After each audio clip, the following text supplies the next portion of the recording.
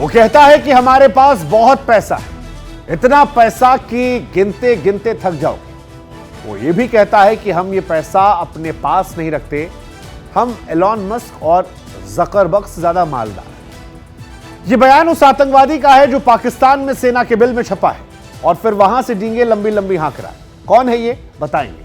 आपके साथ मैं हूं शुभांकर और नए समय पर नई कचहरी में एक बार फिर आपका स्वागत है।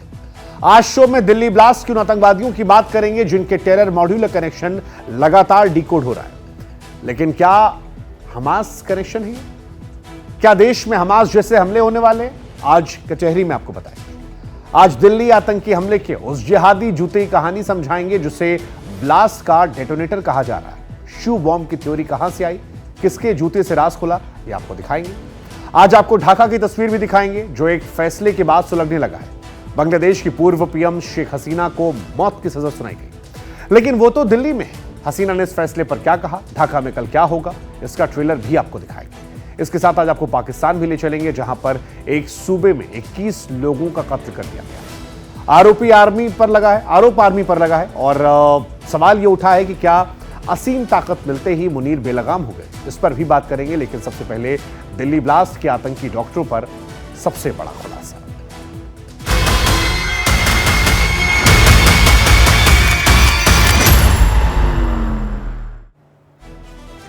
10 नवंबर को दिल्ली के लाल किले के पास एक आतंकवादी हमला होता है। इस हमले में 15 लोगों की मौत होती है, कई इसमें घायल हो जाते हैं। इसी हमले के बाद से दिल्ली में हाई अलर्ट है। गृह मंत्री अमित शाह कह चुके हैं कि दोषियों को पाताल से ढूंढ कर लाएंगे और इन सब के बीच एजेंसियां लगातार इस आतंकी मॉड्यूल पर एक के बाद एक खुलासे कर रही हैं। एनआईए ने श्रीनगर से जसीर बिलाल उर्फ दानिश को गिरफ्तार किया। यह आरोपी आतंकी वारदातों के लिए तकनीकी मदद देता था। सोर्सेस का कहना है कि वो ड्रोन को मॉडिफाइड करता था ताकि उसे आम ड्रोन यानी हथियार वाले ड्रोन में तब्दील कर सके। इस सिलसिले में तफ्तीश और पूछताछ के बाद आतंकी डॉक्टरों के एक ऐसे मॉड्यूल का खुलासा हुआ जो दिल्ली से करीब 4000 किलोमीटर दूर आते हैं। आपको याद होगा कि 7 अक्टूबर 2023 जब हमास ने इजराइल में घुसकर आतंकवादी हमला किया था, सैकड़ों लोगों की जान गई थी। इसके बाद इजराइल ने हमास के खिलाफ जंग का ऐलान किया था। लेकिन इस हमले का दिल्ली ब्लास्ट से क्या कनेक्शन है, क्योंकि अभी तक जैश के आतंकी नेटवर्क की बात सामने आई थी। अब आतंकी हमले को लेकर गाजा में हमास वाली थ्योरी है। क्यों कहा जा रहा है कि आतंकवादी हमास की तरह ऑपरेट करने वाले थे? कचहरी की स्पेशल में आज इस रिपोर्ट में हम आपको इन सारे सवालों के डिटेल जवाब देंगे।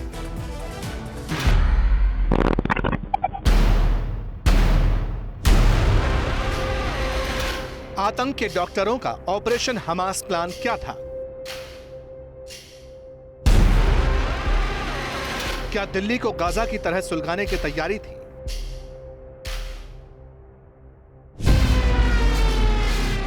किसके इशारे पर देश में रॉकेट लॉन्चर्स और ड्रोन अटैक का बारूदी बटन ऑन होने वाला था?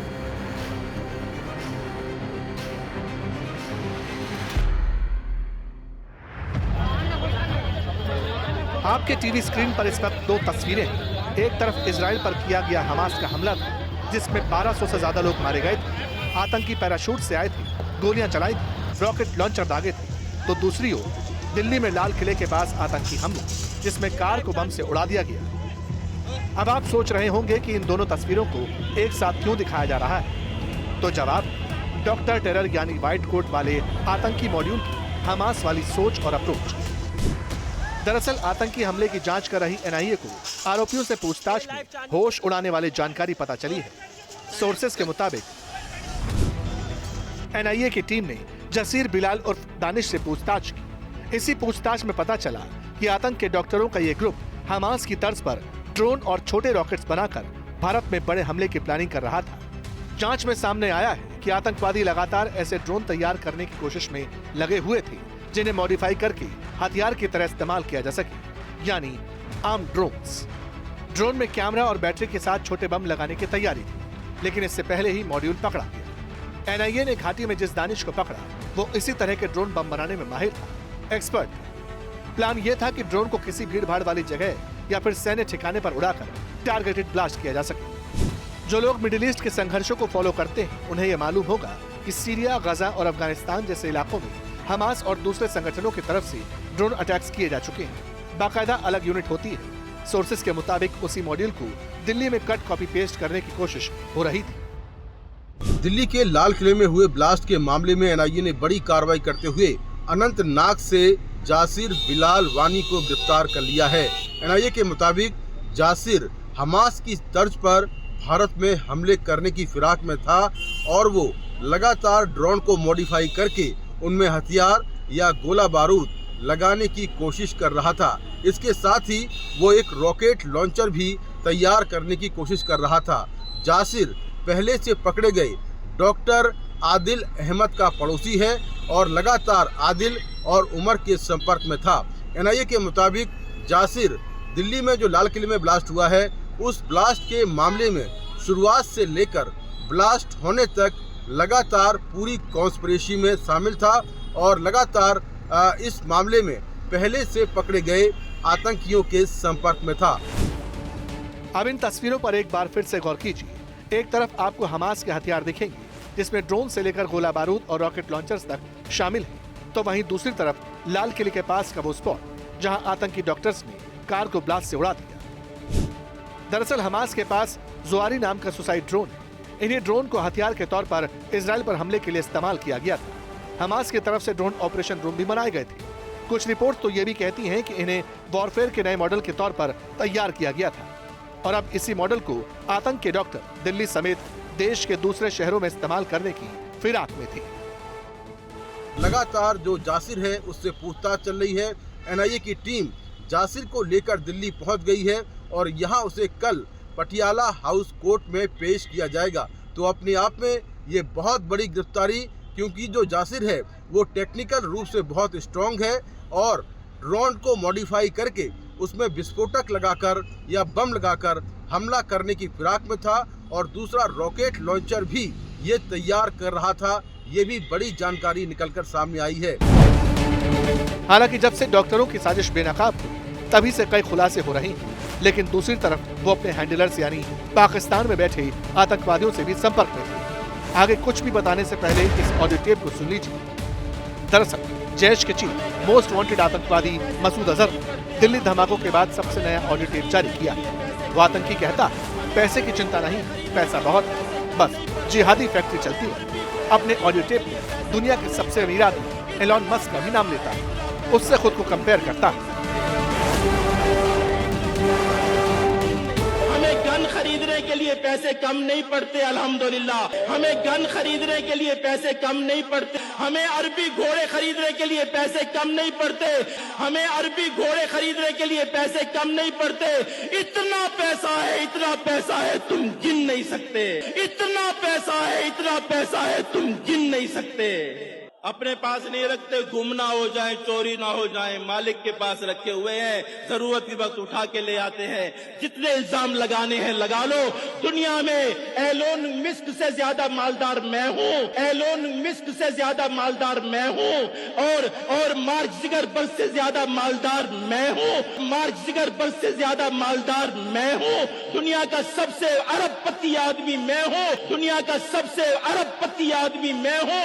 इसलिए कि मैंने जिहाद के लिए अपने रब से जो मांगा मेरे रब ने दिया है, जिहाद के लिए अपने रब से जो मांगा मेरे रब ने दिया है। लेकिन याद रखना, पैसा हमारे पास इतना है, इतना है, इतना है, इतना है तुम गिन नहीं सकते, गिन नहीं सकते। अब ये बात किसी से छिपी नहीं कि जैश ने भारत में महिला आतंकी ब्रिगेड बनाने की तैयारी की और डॉक्टर शाहीन को उसका कमांडर बनाया था। लेकिन डॉक्टर शाहीन और उसके मॉड्यूल को लेकर कुछ और सवाल फ्लोट हुए। मसलन आतंक की मैडम सर्जन का ऑपरेशन हमदर्द क्या था?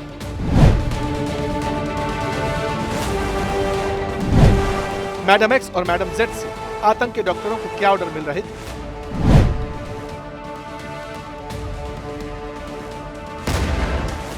हमारी पड़ताल में इन सवालों की थ्योरी भी डिकोड हुई। पता चला है कि डॉक्टर शाहीन को नेटवर्क में मैडम सर्जन के नाम से बुलाया जाता था। उसके फोन में 2 रहस्यमयी नंबर मिले जो कि मैडम एक्स और मैडम जेड के नाम से सेव थे। इन दोनों से ही सबसे ज्यादा कॉल्स और मैसेजेस आते थे। इनकी बातचीत, मेडिसिन और ऑपरेशन जैसे शब्दों का इस्तेमाल कोडवर्ड के तौर पर किया जाता था। एजेंसियों को शक है कि ये शब्द असल में विस्फोटकों या फिर ब्लास्ट मटेरियल के लिए कोडवर्ड था। जांच एजेंसियों ने ऐसे ही कुछ मैसेज डिकोड भी किए। मैडम एक्स की ओर से आए एक मैसेज में लिखा था, ऑपरेशन के लिए मेडिसिन कम नहीं पड़नी चाहिए। तो दूसरे मैसेज मैडम जेड की ओर से आया था, इसमें लिखा था, मैडम सर्जन, आप हमदर्द ऑपरेशन पर ज्यादा ध्यान दीजिए। एजेंसियों के मुताबिक ऑपरेशन हमदर्द नाम के कोडवर्ड का इस्तेमाल महिला आतंकियों की भर्ती और ट्रेनिंग के लिए किया जा रहा था, जबकि मेडिसिन कम नहीं पड़नी चाहिए का मतलब यानी विस्फोटक की बात का जिक्र। ये बात सही है कि आतंक के डॉक्टरों की गिरफ्तारी के बाद, उनके पास मिले विस्फोटकों के बाद अब उनके साथियों और ओवरग्राउंड वर्कर्स के लिए छापे मारे जा रहे हैं। और पिछले कई दिनों से एनआईए और जम्मू कश्मीर की टीमें साउथ कश्मीर के अलग अलग जिलों में ऑपरेशन को अंजाम दे रही है। खासकर नौगाम ब्लास्ट के बाद से अलर्ट हो चुकी है। हालांकि टेरर के डॉक्टरों का हमास वाला प्लान खतरनाक था। साजिश तो बारूदी जूते की रची गई थी। धमाके में इस्तेमाल की गई कार से कई बड़े खुलासे हुए। एनआईए का दावा है कि उमर नबी शू बॉम्बर हो सकता था। एजेंसी को कार की ड्राइविंग सीट के नीचे एक जूता मिला।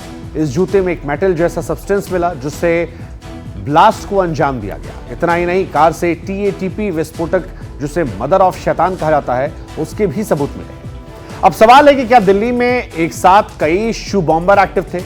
दिल्ली एनसीआर में कहां कितने शू बॉम्ब फटने वाले थे? और आतंक के डॉक्टर मॉड्यूल में कितने सुसाइड बॉम्बर? कचहरी में बारूदी जूते वाली साजिश को पेश करते हैं, वो जूता जिसे ब्लास्ट का डेटोनेटर कहा जाता है।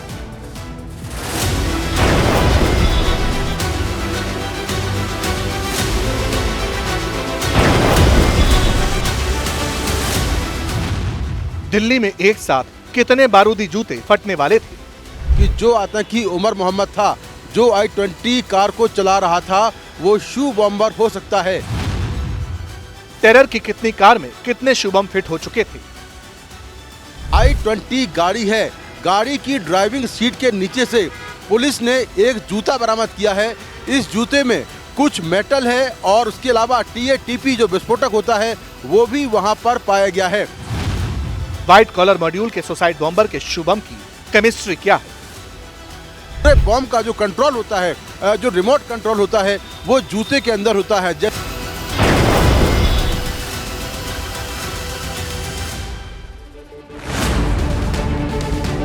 आतंक के डॉक्टरों के जहन में जिहाद की जो चिप फिट हुई थी, उसके राज डिकोड करते वक्त जांच एजेंसियों के हाथ बारूदी साजिश का एकदम नया शब्द लगा है, शू बॉम्ब। याद कीजिए इस सफेद रंग की I-20 कार को, याद कीजिए दहशत की इन तस्वीरों को जब आतंक के डॉक्टर उमर नबी ने दिल्ली में धमाका किया। इस कार की केमिस्ट्री पहले केमिकल बम से जुड़ी, अब एक नया शब्द बारूदी कार से जुड़ गया। आतंक के डॉक्टर मॉड्यूल का एक एक मोहरा, एक एक चेहरा सुसाइड बॉम्बर था, लेकिन बड़ा खुलासा शू बॉम्ब को लेकर हुआ। अगर साजिश बेनकाब नहीं होती तो एक साथ कई शू बम दिल्ली में फट सकते थे। जो एनआईए है और दिल्ली पुलिस है, इस पूरे मामले की जांच में लगी हुई है और हमें टॉप सोर्सेज से जानकारी मिली है कि जो आतंकी उमर मोहम्मद था, जो I-20 कार को चला रहा था, वो शू बॉम्बर हो सकता है। क्योंकि जो I-20 गाड़ी है, गाड़ी की ड्राइविंग सीट के नीचे से पुलिस ने एक जूता बरामद किया है। इस जूते में कुछ मेटल है और उसके अलावा टीएटीपी जो विस्फोटक होता है, वो भी वहां पर पाया गया है। तो इससे ये साफ है, लगता है कि आतंकी शू बॉम्बर हो सकता है। शू बॉम्बर साजिश के बारूदी राज तब खुले जब डॉक्टर उमर नबी के सबसे करीबी और जिगरी दोस्त आमिर को एनआईए ने अरेस्ट किया। दिल्ली से जैसे ही आमिर की गिरफ्तारी हुई, बारूदी शूज का राज बेनकाब हो गया। आमिर ने क्या क्या खुलासे किए, कितने शू बॉम्ब कहां फिक्स किए, ये बताएं। उससे पहले ये जानिए कि आखिर दिल्ली ब्लास्ट में इस्तेमाल कार से शू बम के कैसे सबूत एनआईए को मिले। सुरक्षा एजेंसियों को ब्लास्ट स्पॉट से उमर मोहम्मद की I-20 कार में ड्राइविंग सीट के नीचे के राइट फ्रंट टायर में एक शू बरामद हुआ। इस शूज में एक मेटल नुमा सब्सटेंस मिला, जिससे ब्लास्ट को अंजाम दिया गया, ऐसा अब तक की जांच में नजर आ रहा है। आखिर आतंक के डॉक्टर की शू बॉम्बर वाली साजिश क्या थी? शू बॉम्ब होता क्या है? इसके बूते कैसे धमाके होने थे? एनडीटीवी रिपोर्टर मुकेश सिंह सेंगर के पास इसकी एक्सक्लूसिव जानकारी सामने आई है। शू बम्पर बेसिकली होता ये है कि जो जूता होता है उसमें एक बेल्ट लगानी होती है और बेल्ट के साथ कुछ विस्फोटक वहाँ पर होते हैं और पूरे बॉम्ब का जो कंट्रोल होता है, जो रिमोट कंट्रोल होता है वो जूते के अंदर होता है। जैसे ही जूते को आप दबाएंगे तुरंत ब्लास्ट हो जाएगा। तो अभी तक की जांच के हिसाब से ऐसा लगता है कि जो उमर मोहम्मद है वो शू बम्पर हो सकता है और इसको लेकर लगातार जांच चल रही है। खुलासे और भी जो बताते हैं कि अगर साजिश कामयाब हो जाती तो दिल्ली एनसीआर में बेहिसाब तबाही मचती। इसे आतंक के व्हाइट कॉलर मॉड्यूल की बारूदी तैयारी से भी समझा जा सकता है। दिल्ली धमाके में इस्तेमाल हुई कार में से अमोनियम नाइट्रेट के अलावा टीएटीपी होने के भी सबूत मिले। टीएटीपी एक तरह की विस्फोटक सामग्री है जिसका इस्तेमाल धमाके में किया गया। कार के पिछले हिस्से में यह विस्फोटक जांच एजेंसियों को मिला। अब सवाल यह है कि आखिर आतंक के डॉक्टरों ने कितना टीएटीपी विस्फोटक इकट्ठा कर रखा था और कहां इसके धमाके किए जाने थे। वहीं जांच में ये बात भी सामने आई है कि गाड़ी के अंदर टीएटीपी जो विस्फोटक था उसके सैंपल्स भी मिले हैं और जांच में ये मालूम चला है कि आतंकियों ने टीएटीपी बड़ी मात्रा में स्टोर करके रखा हुआ था जैश ए मोहम्मद के मॉड्यूल ने। जी, शू बम्पर के राज आमिर रशीद ने भी खोले। जांच एजेंसियों के हत्थे चढ़ा ये वही आमिर है जिसके नाम पर रजिस्टर्ड i20 कार का इस्तेमाल दिल्ली ब्लास्ट में हुआ। एजेंसियों का दावा है कि आमिर ने उमर के साथ मिलकर ही इस आतंकी साजिश को अंजाम दिया। आखिर उमर का ये कश्मीरी दोस्त कौन और धमाके के बाद कहां गायब हो गया था? इसकी पूरी कुंडली खंगाले तो पता चलता है कि गिरफ्तार आरोपी आमिर रशीद अली जम्मू कश्मीर के पामपुर का रहने वाला है। इसके परिवार का दावा है कि वो प्लम्बर का काम करता है। एनआईए को जांच में पता चला कि इस पूरी साजिश को आमिर रशीद अली ने कथित आत्मघाती हमलावर उमर उन नबी के साथ मिलकर अंजाम दिया। तो क्या आमिर भी सुसाइड बॉम्बर था? वो प्लम्बर होकर आतंक के डॉक्टर मॉड्यूल के संपर्क में कैसे आया? क्या आमिर राशिद का परिवार उसके सुसाइड बॉम्बर बनने और शुभम की सच्चाई जानता है तो कितनी? हमें जब पता ही नहीं था हम क्या कहेंगे। आमिर घर से कब गया था, क्या बोलकर गया था? आमिर को 10 नवंबर को उन्होंने अरेस्ट किया है। अच्छा, बस उसके बाद हमें कुछ नहीं पता है। नहीं, यहाँ से आमिर कब गया था? जब पहले गया था यहाँ से दिल्ली के लिए तो क्या बोलकर गया था? कब गया ही नहीं तो हम क्या बोलेंगे। अच्छा, जब वो गया ही नहीं तो। लेकिन गाड़ी तो उसने खरीदी थी और उसमें उसका फोटो भी है वहाँ गाड़ी के साथ में। वो हम नहीं जानते हैं कैसे है कहाँ है, तो हमें उसके बारे में कुछ नहीं पता है। अच्छा, आमिर करता क्या है बेसिकली? प्लम्बर है। प्लम्बर का काम है। और ये डॉक्टर उमर, डॉक्टर मुजम्मिल के संपर्क में कैसे आया, कुछ जानकारी आपको? हम जानते ही नहीं है उनको। तो कभी यहाँ पर वो लोग आए थे? कभी नहीं। हमें परसों फोन पे देखा उनको। हम उनको जानते नहीं है। जिसपे उसका नाम आ रहा है, इस घटना को लेकर इतने लोग मारे गए, क्या कहना है आपका इसको लेकर? हम क्या कह सकते हैं, ऐसा नहीं होना चाहिए। बस इतना कह सकते हैं। हमें और कुछ जब पता ही नहीं है कैसे हुआ क्या हुआ, हम अपने घर में हैं। कभी आमिर किसी से फोन पर बात करता हो जब घर पे था? फोन पे तो सबके साथ बात करेगा, अपने नेबर्स के साथ, अपने रिलेटिव्स के साथ। अब क्या कोई आपको एक्टिविटी लगी आपको? कोई कभी नहीं, कभी भी नहीं लगा। अच्छा, ये ना वो बहुत गलत है। जिसने भी किया, कैसे किया, वो गलत है। कोई पुलिस आपके यहाँ आई थी पूछताछ करने के लिए? एनआईए वाले कभी पूछताछ करने आए? परसों आए, उन्होंने पूछताछ नहीं किया, लेकिन उन्होंने हमें वो उमर जो है ना उसका बड़ा भाई, वो परसों थाने वालों ने छोड़ दिया। फिर उसी दिन दूसरे दिन शाम को एनआईए वाले आए। फिर उन्होंने बोला उसको कल सुबह 8 बजे अटेंड होना वहाँ पे।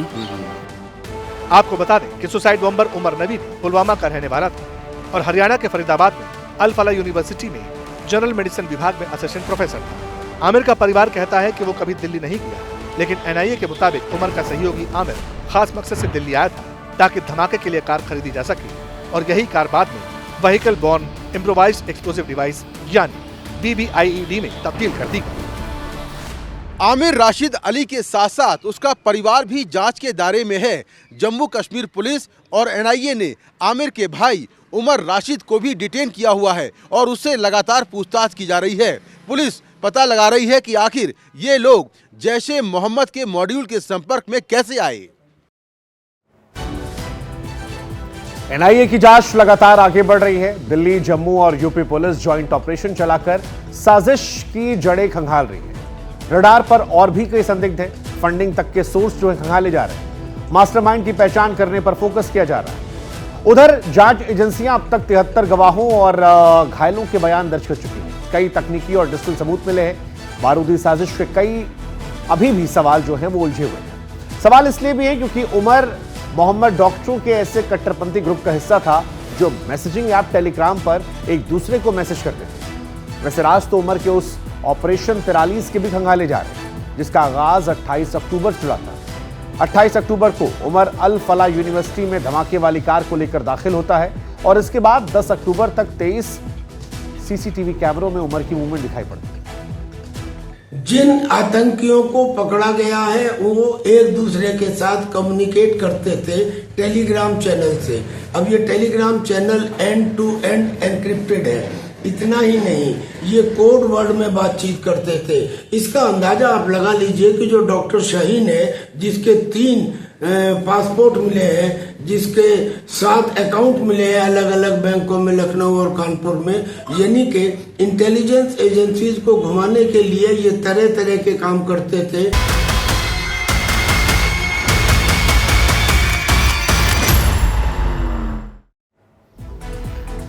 अब उस खबर पर पेशी जिसका चर्चा पूरी दुनिया में हो रही है। बांग्लादेश की पूर्व प्रधानमंत्री शेख हसीना को ढाका की अदालत ने मौत की सजा सुनाई।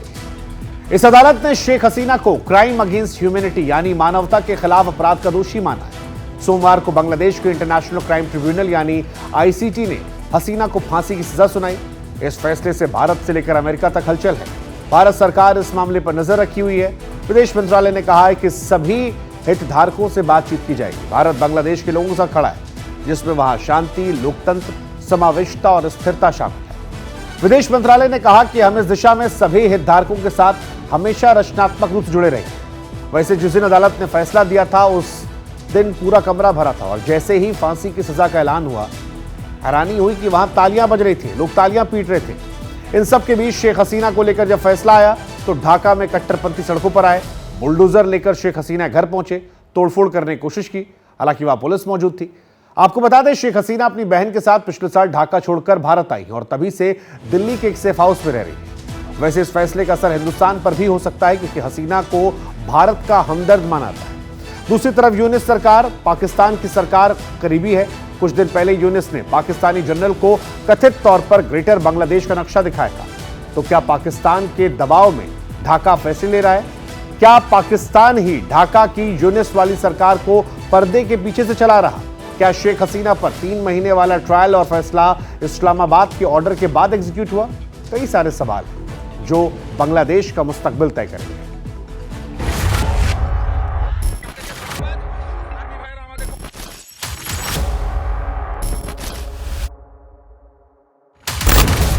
शेख हसीना को सजाए मौत under the International Crimes Tribunal Act 1973. Yunus का फैसला, क्या बोली हसीना?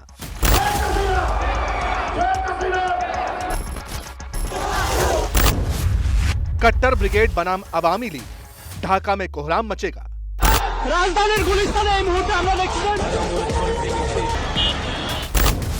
ढाका में 5 अगस्त रिपीट होने वाला।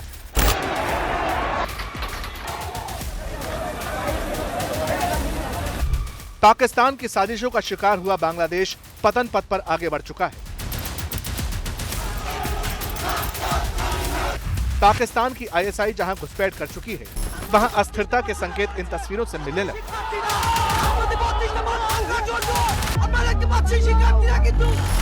ढाका में यूनिस की कट्टर ब्रिगेड ने हसीना एंड कंपनी के खिलाफ मोर्चा खोला, पुलिस से टकराए, हसीना के घर में तोड़फोड़ की कोशिश की। और ये सब इसलिए क्योंकि कठपुतली अदालत ने हसीना को सजाए मौत का फरमान सुना दिया। कहते हैं इतिहास खुद को दोहराता है। वो साल 1975 था जब बंगबंधु बांग्लादेश के राष्ट्रपिता शेख मुजीबुर रहमान को घर में घुसकर गोली मारी गई थी। उनके साथ परिवार के कई लोगों को सेना के जूनियर अफसरों ने मौत के घाट उतार दिया था। अब 50 साल बाद उनकी बेटी और बांग्लादेश की पूर्व पीएम शेख हसीना के खिलाफ मुकदमा चला। ऐसा मुकदमा जिसमें हसीना खुद मौजूद नहीं थी। एक तरफा फैसला हुआ, ना अपील ना दलील। अदालत ने हसीना को छात्रों की हत्याओं का दोषी माना और मौत की सजा का ऐलान कर दिया। पिछले साल जुलाई और अगस्त के दौरान 1400 लोगों की हत्या की गई थी। इसमें करीब 25,000 लोग घायल हुए। हमने मृत लोगों की लिस्ट भी सौंपी। शेख हसीना न सिर्फ हिंसक एक्टिविटी में शामिल रहीं, बल्कि पिछले साल 14 जुलाई को प्रधानमंत्री पद पर रहने के दौरान एक प्रेस कॉन्फ्रेंस में छात्रों को रजाकार के बेटे और पोते बताते हुए उकसावे वाली टिप्पणी भी की थी। इससे मामला और भड़क गया था।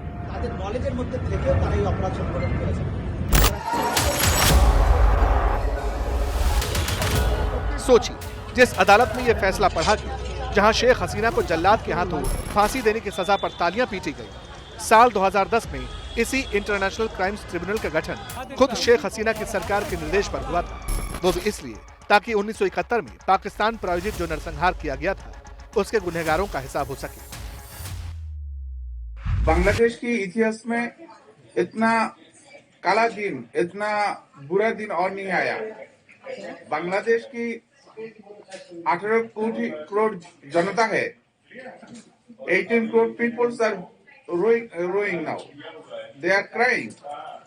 ये इतना बुरी हुआ कि पूरा जाति आज, पूरा देश आज रो रहा है। ये बंगाली के इतिहास में सबसे कलंक के दिन है, सबसे बुरी दिन गया है। ये डेथ सेंटेंस नहीं है, ये पूरा जाति की डेथ कर दिया। अच्छा। ये यूनुस सरकार ने ये जाति को इतना बुरी हालत कर दिया कि इनका हालत क्या हो जाएगा। यूनुस को और यूनुस को गैंग को जो आसिफ नजरुल जो प्रोसिक्यूशन ये जो किया, ये जो साजिश किया, ये साजिश की खिलाफ पूरा बंगाली जनता, पूरा जाति, पूरे बंगाली कौम आज जाग रहा है। Under the International Crimes Tribunal, अब इसी अदालत ने हसीना की फांसी पर मुहर लगा दी। देखिए, एविडेंसेस कलेक्शन में जो रेगुलर प्रोसीजर्स है वो ही फॉलो किया कोर्ट ने, यानी कि सीसीटीवी फुटेजेस, विटनेस का स्पीचेस एंड विटनेस का जो बातें होते हैं वो। Also there was a very important report जो यूएन ने सबमिट किया था। यूएन कमीशन ने, ह्यूमैनिटेरियन कमीशन ने, जो जुलाई और अगस्त 2024 का 2 महीना था, तब जो एट्रोसिटीज हुआ ढाका में, उसके ऊपर, उसके आधार में यूनाइटेड नेशंस ने एक रिपोर्ट दिया था। वो भी कोर्ट ने काउंट किया। और ये सारे procedures, specially CCTV footages, mobile video, specially यहाँ पर मैं बताना चाहता हूँ कि लीक हुए बहुत सारे ऑडियो फाइल्स जो शेख हसीना और उनके नेताओं और नेत्रियों के बीच में था, वो हाथ में आए और वो भी अमल में लिया गया कोर्ट के द्वारा। अब लौटकर उन तस्वीरों की तरफ चलते हैं जिसे लेकर शेख हसीना पर कार्रवाई की गई, उन्हें मौत की सजा सुनाई गई। ये 5 अगस्त 2024 की तस्वीरें हैं, वो दिन जब बांग्लादेश की चुनी हुई सरकार का तख्ता पलट हुआ था। प्रदर्शनकारी पीएम आवास में घुस गए, सब तहस नहस कर डाला था, झंडे उतारे गए, आग लगा दी गई, लूटपाट की, जिसे जो मिला लूट कर ले गया। तब फौज ने कहा था, हसीना देश छोड़ दीजिए। आधे घंटे के अंदर सेफ पैसेज दिया गया, हेलीकॉप्टर उड़ा और हसीना और उनकी बहन की जान बची, भारत पहुंची। इसी आंदोलन में जिन छात्रों की मौत हुई, उसे लेकर फैसला सुनाया गया। आरोप थे कि शेख हसीना ने पद का दुरुपयोग करते हुए छात्रों की हत्या का आदेश दिया। भड़काऊ भाषण देकर हिंसा कराने का आरोप था, न्याय में बाधा डालना और सबूत मिटाने की कोशिश करना। हसीना पर छात्र अबू सईद की हत्या का आदेश देने का मामला भी चला, और फिर चांखार पुल में 5 लोगों की हत्या कराना और उनकी लाशें जलाने के मामले पर सुनवाई। ढाका के ट्रिब्यूनल ने 3 आरोपों में दोषी पाया और फिर जल्लाद के जरिए फांसी की सजा सुनाई, बाकी 2 में उम्र कैद। वहीं दूसरे आरोपी पूर्व गृह मंत्री असदुज्जमा खान को हत्या का दोषी माना और फांसी की सजा सुना दी। बांग्लादेश की अंतरिम सरकार का इस मामले पर भी बयान आया। मोहम्मद यूनिस की तरफ से कहा गया, फैसला ऐतिहासिक है। फैसले के बाद जनता शांत, संयमित और जिम्मेदार बनी रहे। फैसले के बाद किसी तरह की गड़बड़ी, भड़काऊ हरकत, हिंसा या गैर कानूनी हरकत ना हो। अगर कोई अराजकता, गड़बड़ी या फिर लॉ एंड ऑर्डर तोड़ने की कोशिश करता है तो इसके खिलाफ सख्त कार्रवाई की जाएगी। अब जो स्थिति है वो आश्चर्यजनक तो है, क्योंकि जिस तरह से ये मिलिट्री रूल टाइप का यूनुस जो लगा रहे हैं वो चिंताजनक है। और दूसरी ये भी बात है कि जो इनके काडर हैं गवर्नमेंट के अंदर, वो काफी एक्सपीरियंस उनमें नहीं है। कॉलेज और यूनिवर्सिटी से निकाल के उनको मंत्री बनाया गया है और इंचार्ज बनाया गया है, ऐसे पोर्टफोलियोज दे के जो कोई रिस्पॉन्सिबल कंट्री नहीं कर सकती। बांग्लादेश की राजधानी ढाका से एक बड़ी खबर आ रही है। देर शाम हुई हिंसा का वीडियो सामने आया है। ढाका के कई इलाकों में अभी भी हिंसा जारी है। शेख हसीना को सजा सुनाए जाने के बाद हिंसक झड़पें जो हैं वहां देखने को मिली थी, तो लगातार हिंसा की खबरें जो हैं वो आ रही हैं। बांग्लादेश एक तरीके से नया पाकिस्तान बनता जा रहा है।